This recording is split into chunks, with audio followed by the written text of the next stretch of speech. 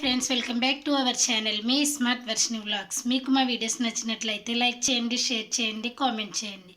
కొత్తగా మా వీడియోస్ ఎవరైనా చూస్తున్నట్లయితే సబ్స్క్రైబ్ చేసుకోండి. ఫస్ట్ అందరికీ గుడ్ మార్నింగ్ ఫ్రెండ్స్. ఈరోజు వీడియో ఏంటంటే నేను గోంగూర పాస్తా కర్రీ ప్రిపేర్ చేస్తున్నాను. తయారీ విధానం మీకు చూపిస్తాను, మీరు కూడా ట్రై చేయండి. ఇలా మరిగిన నీటిలో కొంచెం సాల్ట్, ఒక స్పూన్ ఆయిల్ పోసుకోవాలి. ఈ మరిగిన నీటిలో పాస్తా వేసుకోవాలి. ఇవి కొంచెం ఉడికే వరకు ఉంచాలి. ఇప్పుడు స్టవ్ వెలిగించుకొని కళాయి పెట్టుకొని ఆయిల్ పోసుకోవాలి. తర్వాత ముందుగా శుభ్రం చేసుకున్న గోంగూరని ఆయిల్లో వేసుకోవాలి. ఇప్పుడు గోంగూరని మీడియం ఫ్లేమ్లో ఉంచి మూత పెట్టుకొని కొంతసేపు ఉంచుకుందాం. పాస్తా సగం బాయిల్ అయ్యే వరకు ఉడికించుకొని వాటర్ మొత్తం తీసుకొని పక్కన పెట్టుకోవాలి. పాస్తాలను మొత్తం వాటర్ పోయే వరకు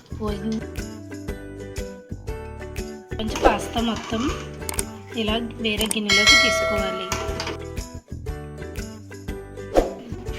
పాస్తా మొత్తాన్ని వాటర్ మొత్తం తీసి ఇలా పక్కన పెట్టుకుందాం. ఇప్పుడు గోంగూరని ఒకసారి తీసుకొని ఒకసారి కలుపుదాం. కలిపి వాటర్ పోయే వరకు మళ్ళీ మూత పెట్టుకొని ఉంచుకుందాం. ఒకసారి మూత తీసుకొని కలుపుకుందాం.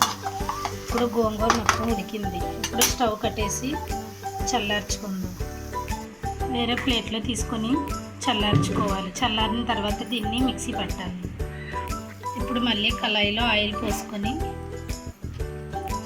ఇప్పుడు 2 పెద్ద సైజు ఉల్లిపాయలని ఇలా చిన్న ముక్కలుగా కట్ చేసుకొని పచ్చిమిర్చి ఒక 4 పచ్చిమిర్చి తీసుకొని పొడవుగా మధ్యగా కోసుకోవాలి. టమాటీలు 2 పెద్ద సైజు తీసుకొని చిన్న ముక్కలుగా కట్ చేసుకోవాలి. మరిగిన ఆయిల్లో ఉల్లిపాయ ముక్కలు వేసుకొని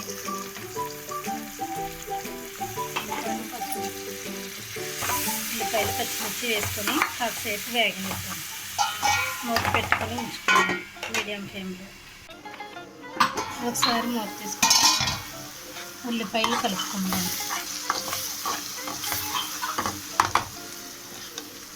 ఇందులో ఒక స్పూన్ అల్లం వెల్లుల్లి పేస్ట్ వేసుకొని మరలా కలుపుకొని మూత పెట్టుకోవాలి.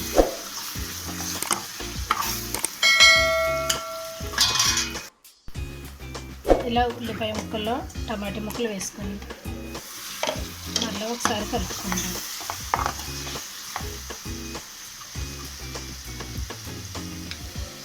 ఒక స్పూన్ గరం మసాలా పౌడర్ వేసుకొని కలపాలి.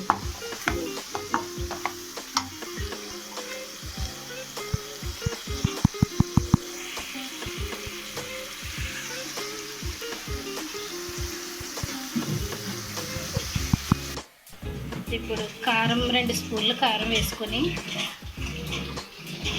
రుచికి సరిపడినంత సాల్ట్ వేసుకోవాలి. ఒకసారి కలుపుకొని మూత పెట్టుకొని మీడియం ఫ్లేమ్లో ఉంచుకుందాం.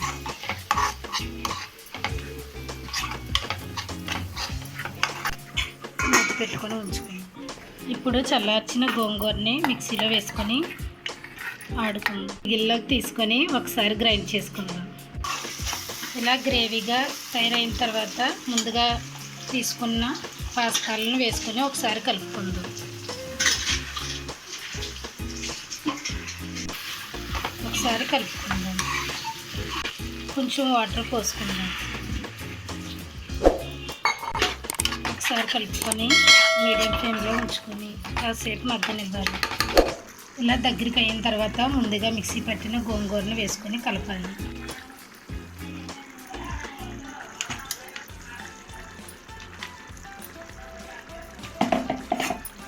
ఒకసారి బాగా కలుపుకుందాం. పాస్తా విరగకుండా నెమ్మదిగా కలుపుకోవాలి. ఇప్పుడు ఇలా దగ్గర పడిన తర్వాత స్టవ్ కట్టేసుకొని ఇది రైస్లోకైనా చపాతీలోకైనా చాలా టేస్టీగా ఉంటుంది.